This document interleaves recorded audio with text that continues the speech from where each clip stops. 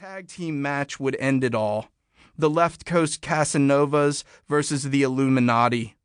It was struggle enough to keep one's imagination from overheating. We were then met by a member of DOA brass. He referred to us as press, and we soon found ourselves being escorted through the black fabric and into the Lions Club's kitchen, which is to say, backstage. Not counting my elementary school plays, I'd never been backstage at anything before, and I immediately understood the thrill. The wrestlers were giddy, full of antic aggression.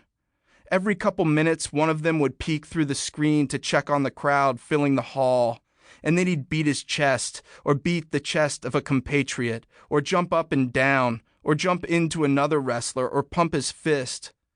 One rapidly slapped his head with both hands like I've seen legit Greco-Roman wrestlers do in high school and the Olympics.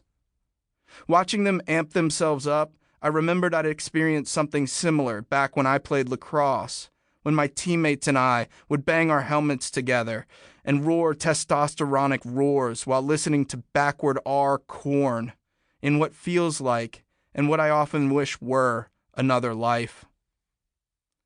Maybe it was because we were in a kitchen, but after the initial thrill wore off, I started to feel less like I was backstage and more like I was at a Halloween house party, or in the Castro, or at a Halloween house party in the Castro. Jason Sullivan's baggy pleather pants had flames down the sides, and he was wearing a t-shirt that read Gladstone Rub-a-Dub, which I learned was an allusion to an old-school Northwest wrestler and not a business that specialized in car washes and hand jobs. Rockin' Ricky Gibson dressed like he was in a Twisted Sister cover band. They'd both bleached their hair the way skaters I hung out with in the 90s used to. The plus-size playboy Draven Vargas's face paint smacked of the insane clown posse, and he'd brushed his hair forward and styled it into a fine fin that rose from the front of his head. Bald but for a sad little island of hair at the top of his forehead, lover boy Nate Andrews, the other half of the left coast Casanovas, had also styled what hair he had into a fin, which you could only see in the right light, at the right angle. Wearing a shiny pleather pinstriped blazer, a purple sequined shirt and matching hat, and googly black sunglasses, Mr. Ooh-La-La, their manager, looked like a cartoon villain. Dr. Cleaver lists his weight as 242 pounds of surgical steel and sex appeal, and his signature moves include the autopsy, the wheelchair bound, and the morphine drop. He had a Marvin the Martian mohawk so thick and meticulously coiffured that I swear you could do trigonometry on it.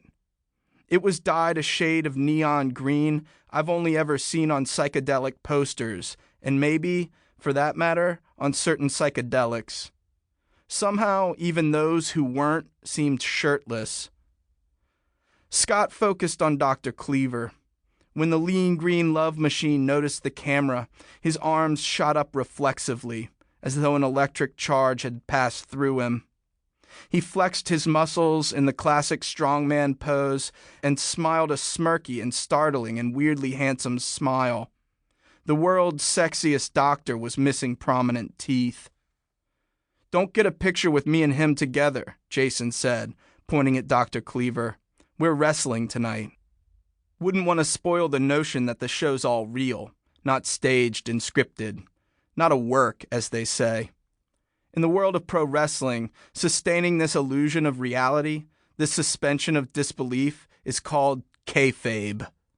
The word's etymology is uncertain, but it's often said to be a corruption of the Pig Latin for fake.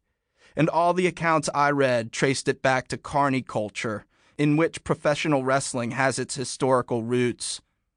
The opposite of a work is a shoot, as in straight shooter. The improvised moves and holds the wrestlers perform on one another in the ring, that is, the pain they inflict and endure, that's the shoot. The tension between this reality of the match, the shoot, and what the public knows or believes to be an angle, the work, is an integral part.